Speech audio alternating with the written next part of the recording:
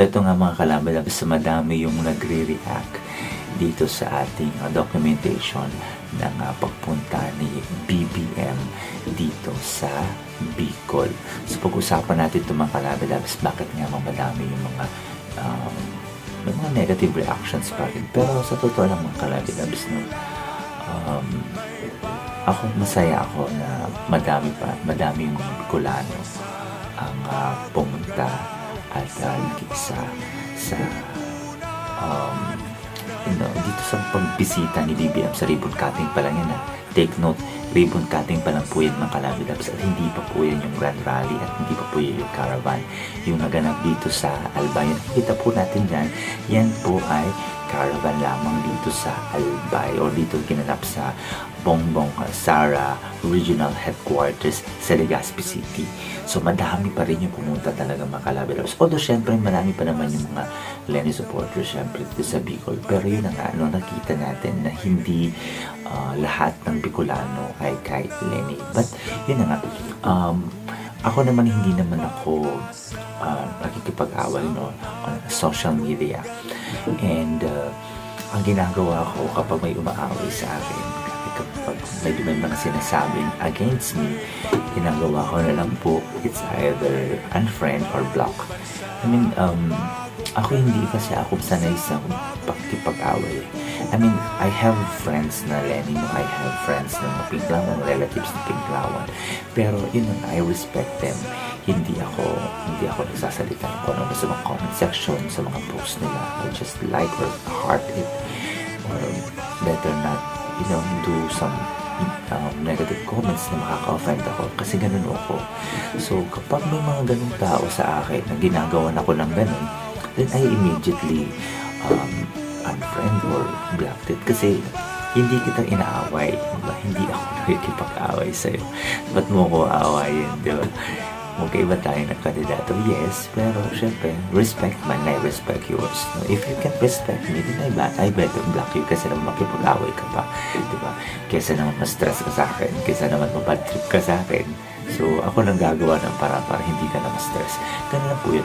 So, yung nakita natin po, i-clarify ko lang yung mga pumunta, even dun sa Sorsogon na caravan and yung sa rally. Hindi po yun bayad, okay? Wala po kaming na-receive na bayad or anything na pera. Sinasabi pinapakalat ng mga ibang supporters ng kabilang kampo na bayad daw, kesyo ganito, hinakot. Hindi po. Actually, may mga iba din Tagalogan na pumunta din talaga doon, using their own expense, I mean, sariling pera nila. So, sariling pera na pambili ng pagkain, everything. Ako kasi pumunta doon, wala talaga akong hininging budget sa kanila. Talagang pumunta ako doon kahit sobrang init ng araw. It is my privilege na makita ng personal, of course, si BBM, mapakinggan ng personal yung kanyang masasabihin, at syempre makita yung dami ng taong sumusuporta sa kanya. Ito hindi naman ito paramihan, kesyo na bawal yung drone. Ano ba naman po kayo? Hindi naman po ito sa paramihan. Ito ay pinapakita lang po na madami din ang Bicolanos, hindi man buo, hindi man lahat ng Bicolano kay BBM. May mga Bicolano na kay BBM. So, ganun lang po yung kasimple. Walang away, walang dapat na ikagalit kayo. Kasi hindi naman po nakikipag-away yung mga BBM supporters. Kayo po ito mahilig sa away. Bakit nga ba si BBM yung pinili ko?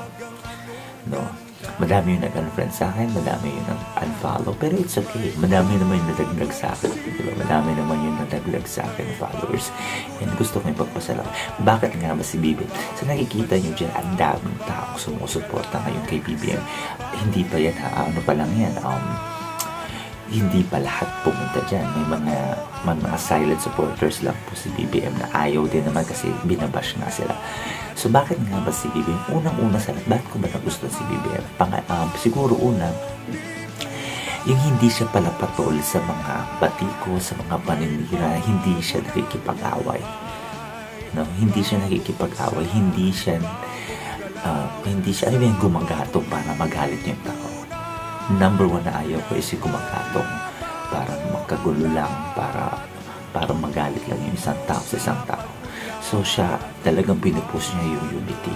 Kahit gaanong iba to sa kanya, kahit gaanong masasakit na salita, hindi niya po pinapatulan yan. Sabihan man yun na duwag, whatsoever, pero yun na nga.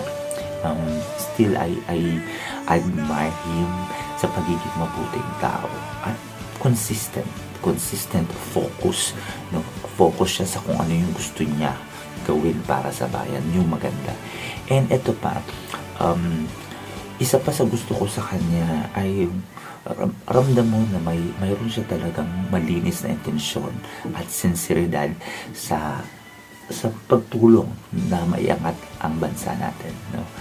Yung maibalik sa dating sigla yung ating bansa. Sa dinami-dami ng nagdaang administrasyon, hindi natin naramdaman yung gano'n, di ba? Sabik tayo na sana naman is na ganito, ganyan, maging maunlad naman tayo.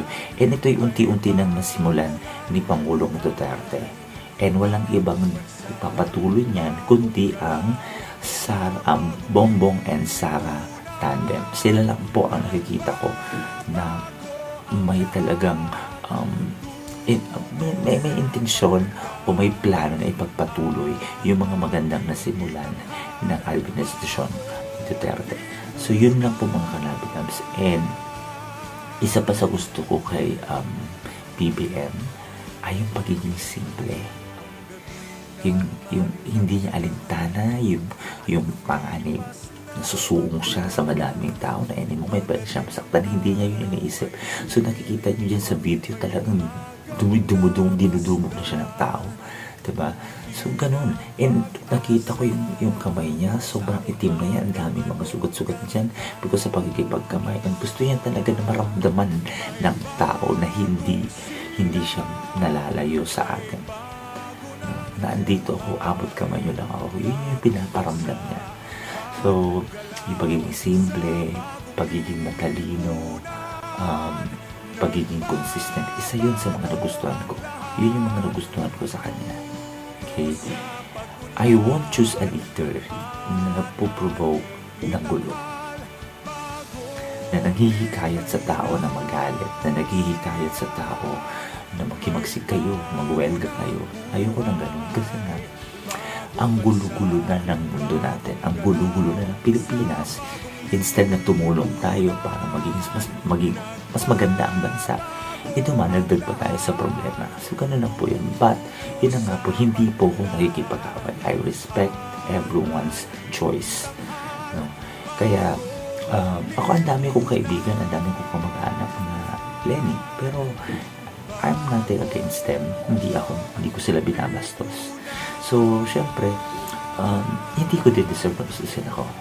So, para hindi naman ako makipagtalo pa, para hindi ko naman ibaba yung level ko sa level nila na mga palaaway, I rather block them. Diba? Ganun lang yun, para hindi na kayo ma-stress sa akin. And yun na nga, ang akin lang, sana magkaroon tayo ng respeto sa bawat isa. Now, if ayaw nyo dun sa isang post, ayaw nyo sa isang video, then pwede nyo namang huwag panoorin or pwede nyo namang i-follow. Hindi yan, friend nyo kung gusto nyo. Ganun kasimple. Unang-una sa lahat mga kalabinabs, hindi naman po kayo aampunin yan kapag halimbawa manalo yung kandidato nyo. And hindi naman ibig sabihin na kababayan natin siya na yung the best. Ang isipin natin parate ay yung pangkalahatan. Ganun lang po yung mga kalabinabs. Hindi ito yung paramihan kung sino yung mas marami, kasi wala daw drone. Ang dami yung mga sinasabi. Ang dami yung mga sinasabi, di ba?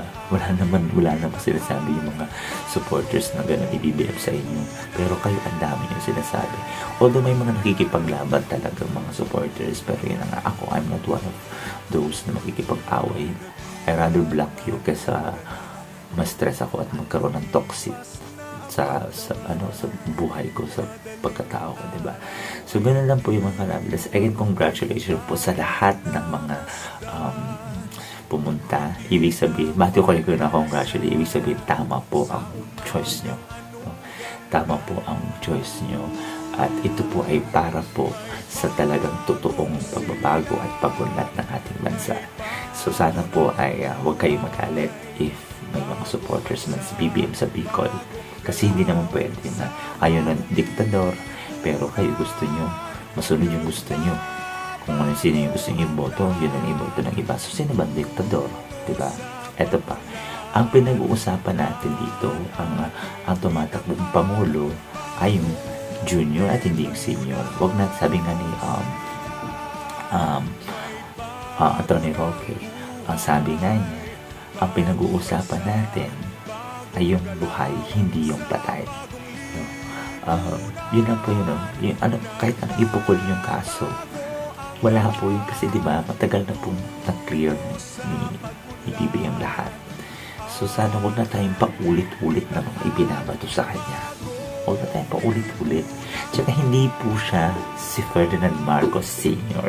na sinasabi niyo na may daming violation, etc. etc. na kung ano binabato niyo. Patay na po yung tao. No?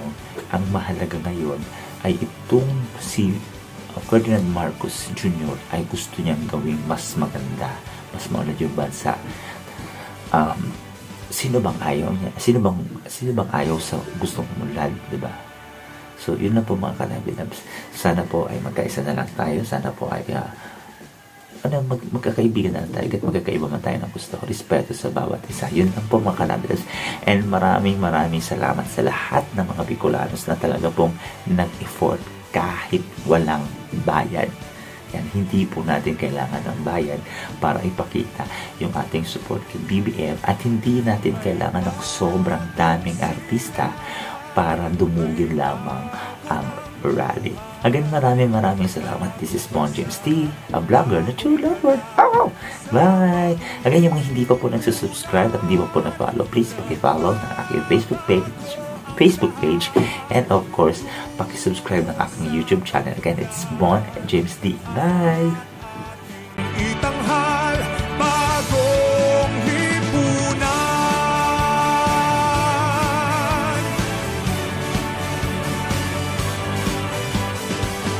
ang gabi nagmaliw ng ganan at lumipas na ang magdamag. Madaling araw ay nagdiriwang, may umagang namasdan. Ngumiti na ang pag-asa sa umagang anong ganda. May bagong silang, may bago ng buhay, bagong bansa, bagong galaw.